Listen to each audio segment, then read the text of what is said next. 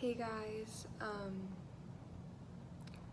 not even sure how to start this video, honestly.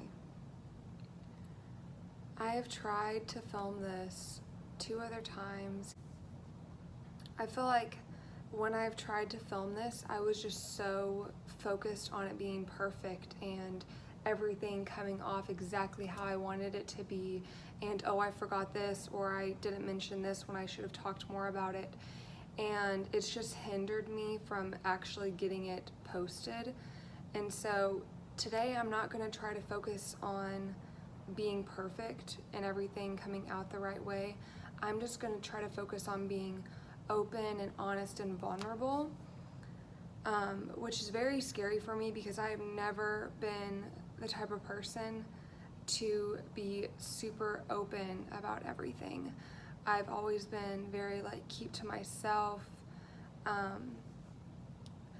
It's always been very difficult for me to share my past, my struggles, because I have a fear of people seeing me differently, people turning away from me, people judging me, shaming me, whatever it may be.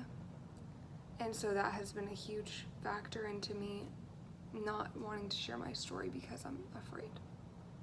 So for the past, few months, I feel like Jesus has really laid it on my heart that it's time to share what he's done for me. And I have wrestled with it. I have fought back from it because of the fear, but I'm gonna try really hard today to get through it. Sorry, I haven't even started yet and I'm already crying. This video is gonna be a mess probably, but something that one of my friends told me a while back that has actually really stuck with me and encouraged me to do this is that she said, your testimony isn't about you. It's about everything that God has done for you. I guess I'll start with me growing up. I was raised in church. I went to church for my whole entire life. Since I was born, I have gone to church. But I never really had a relationship with Jesus at all. I would go to church, I would raise my hands during worship, sit through the sermons, go to church camps, everything, look the part, but I never truly knew what salvation really felt like. I asked Jesus into my heart at the age of 6 or something like that. But after that, that's pretty much it. I would pray when I went to the altar, but in general, I just didn't really have a relationship with Jesus. I didn't know him. I didn't know what that would look like to truly be saved and have a relationship with him. And so I went through my life just feeling kind of numb throughout church, and I'll kind of talk about why I struggled with that. So this is so hard. I'll just start with the fact that growing up, I was never taught about sex.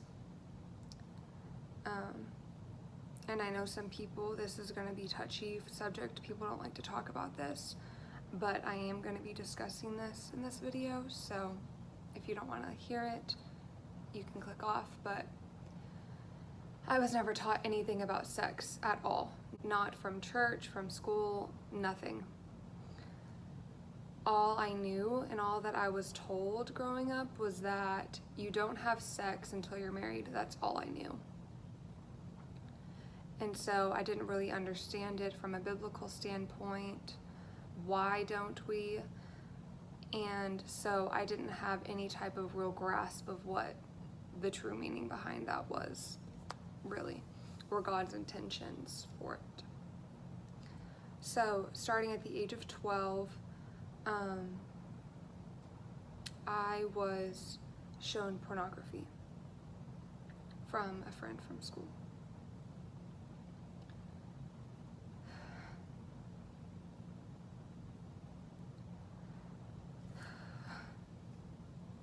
sorry.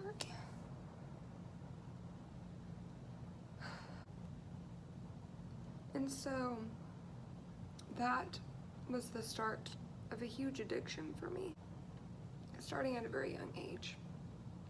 And it was never something that I was talked to about. I never really heard any type of like preaching on it. I would hear a few sermons ever so often where they would mention pornography, but it was usually focused towards guys, and it would be a brief thing. I never heard like a whole sermon or a whole teaching or anything like that about it. They would just kind of be like, you know, boys, I know you struggle with pornography when you're alone or something, and that was kind of it. And so I was left feeling completely alone and isolated, that I was the only one that struggled with it, that I was disgusting, I was messed up, and I was the only person, especially like the only girl that would struggle with this type of problem. And so this led to years of addiction for me and struggles. So that would lead to talking to boys online. And I was very young during this, obviously starting at 12. So talking to guys, and then that even led into high school. I had no worth for myself. I didn't see myself as valuable or loved, or I had no self-love for myself. And so I would try to get some type of affection or approval, or like have a guy say, like, appreciate me almost, to get attention and affection. And so I would try to fill the emptiness in my heart with, you know, pornography, talking to guys, whatever it might have been, for years, because I had no relationship with Jesus. That emptiness in my heart was a void because I didn't know Jesus. And so I tried to fill that with living in sin and trying to get love from random guys. And that is so hard for me to admit, because I have went through so much shame from the things that I have done.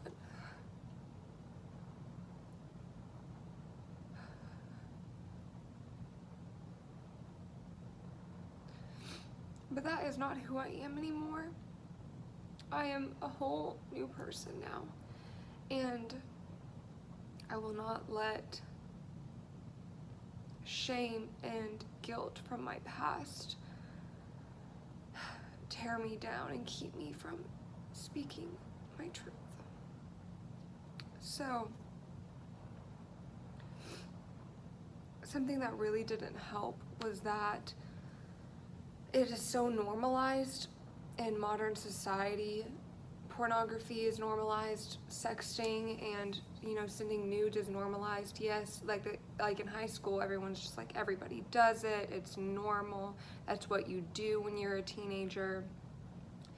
And it's so downplayed and normalized that people don't realize the massive consequences and tolls that it takes on you, and the years of pain and struggle as it brings.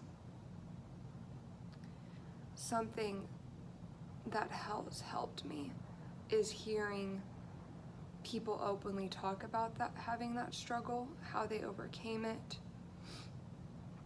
because so many people struggle with it, way more than I think we realize. I've heard pastors speak on it. Pastor Mike Todd, I really enjoy his preaching, and he has openly talked about his struggles with it. And that is very encouraging to me. Something else that played a role into my struggles was when I was 14, I had a childhood best friend pass away And then like 5 months later, my papa had passed away. And so I went into a deep depression then, feeling again empty and numb. I had such a huge void in my heart. And so the depression would lead to anxiety. Anxiety would lead to even me being so low as to have suicidal thoughts. Because I didn't feel like I had any purpose in my life. I felt like I didn't have any value or meaning or purpose.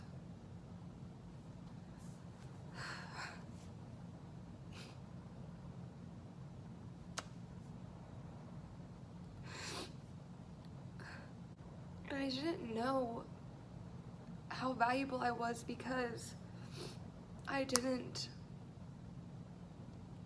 go to Jesus. I didn't go to God. I didn't study about what God truly says about us and how precious we are to Him. In God's eyes, we are so valuable. A book that I read that was so helpful to me to truly know my worth is called Jesus, Sex, and the Conversation the Church Forgot, and it's written by Mo Eisem, and she talks a ton about our value in Christ and our purpose and our worth and how truly valuable we are to Him. And I think once we realize that once I realized how valuable I truly was, not just to myself, but to God, then it truly showed me that doing the things I was doing was such a disrespect, and it was just such a waste, and I was not honoring God with my body, which He had given me, and that has so much value. I just felt like at this point when I was like 14, 15, I was just stuck in this endless cycle of like addiction, depression, trying to get the victory over it. So I would go to a sermon, hear someone talk about getting the victory over whatever chains that have you bound, and I would like go to the altar, do a little prayer, try to get victory over it, and then it would just go back to the endless cycle. Live in sin, feel guilty about it, try to get victory over it, and it's just like an endless cycle for me. Like I was just constantly chained and had this constant burden that I could not get over for years. And it was like church camp after church camp, camp meeting after camp meeting, service after service, just feeling empty and alone. And I just felt like I just didn't have a connection to God, and I didn't know why. I just felt like the outcast, and I would be so bored in church. I would sit there. I didn't want to go to church because I just felt numb. This continued on, and starting at the age of 16, I got into my first real relationship.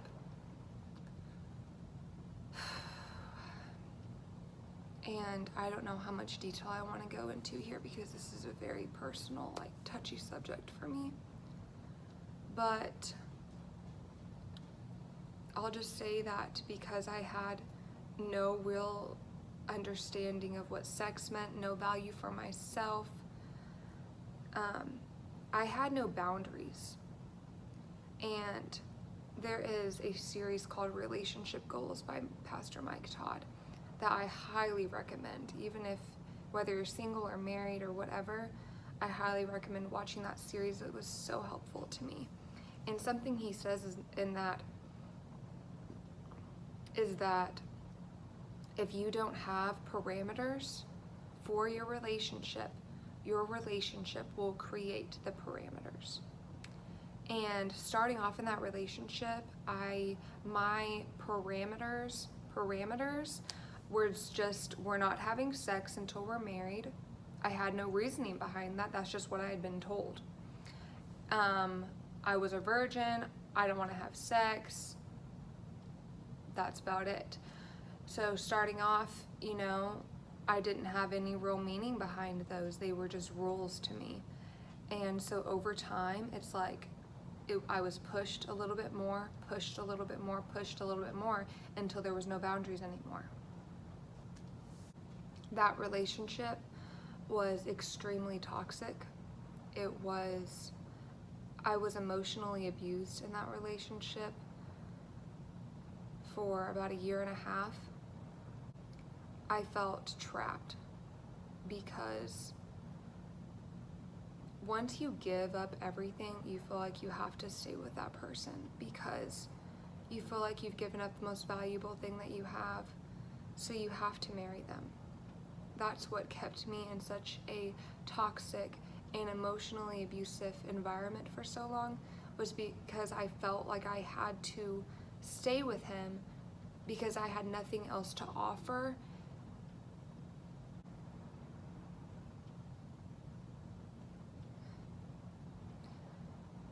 So that relationship was just a huge downfall for me. Sorry.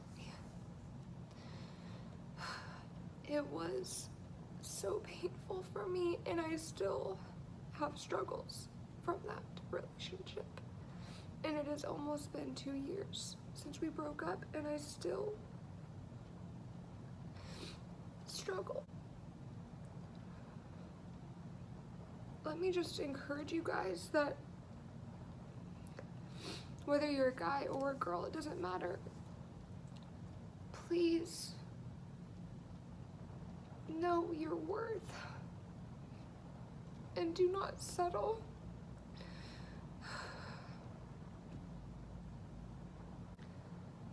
Because I didn't know my worth, I let someone treat me awful. I let them talk down to me. I let them degrade me and push me down to like the lowest point I've ever been. I became extremely depressed. I became suicidal again because of that relationship. Please don't settle, because that will have huge consequences that you will have to deal with for years. You have no idea. And so I wish I could just save everyone from the heartbreak, because I wish I would have seen the signs and left before it even started, because a relationship like that leaves scars that are just a reminder of all the pain you went through, and it's very hard to forget. But I do want to encourage you guys that if you have been through a situation like that, or whatever it may be, something that has really helped me is I have prayed that God will help me forget everything about that relationship, all of it. And it truly has helped me a lot. God has helped me through it, and I have grown so much from that point.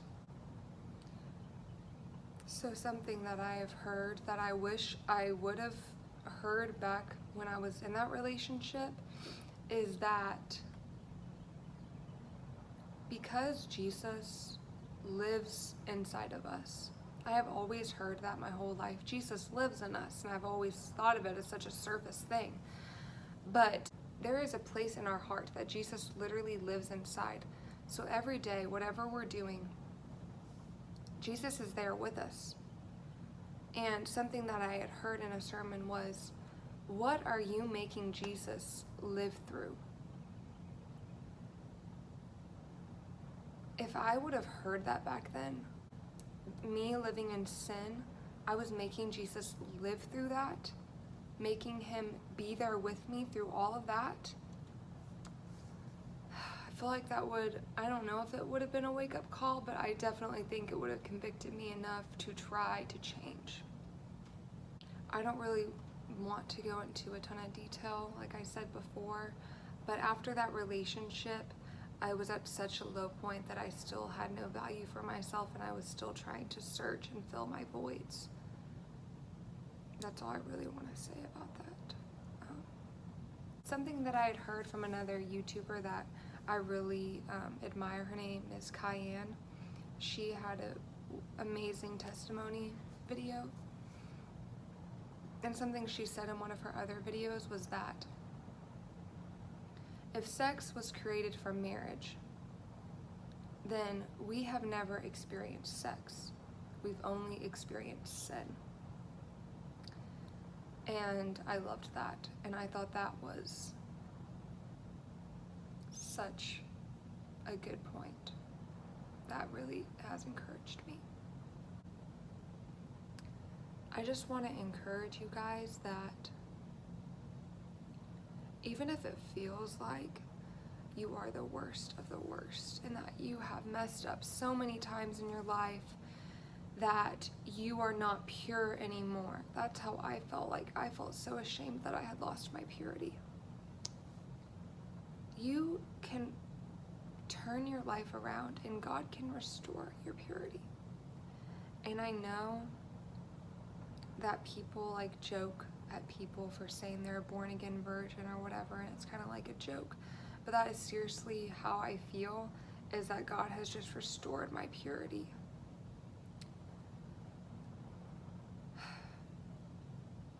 And making the decision that, like, from now on, I am not going to give myself away and I'm going to wait until I am married is very powerful. Even if you haven't done that your whole life and you have messed up or you have whatever, making that commitment now, God is going to love you for that. We've all made mistakes. We've all messed up, but that doesn't mean that there's no redemption for you and that you have to continue to live in that bondage. So, what has been a big turning point for me just in this past year? I'm not gonna act like all of these things that happened were so long ago. I am 19 now, and there are things that I struggled with just in this past year. But with that said, I can also say that God has brought me so far in this past year. I've never experienced this freedom and love in my whole life through relationship with Jesus. Something else that helped me was educating myself by reading books, like I said, and listening to podcasts, watching videos. I'll leave some recommendations down below for some things that have helped me. And I just want to share a few scriptures before I end this that I have written down that have helped me through this. So maybe, hopefully, I can encourage someone. There is no condemnation for those who are in Jesus Christ. For the law of the Spirit of life has set you free in Jesus Christ from the law of sin and death. Romans 8:1-2. And then 2 Corinthians 5:17 says, this means that anyone who belongs to Christ has become a new person.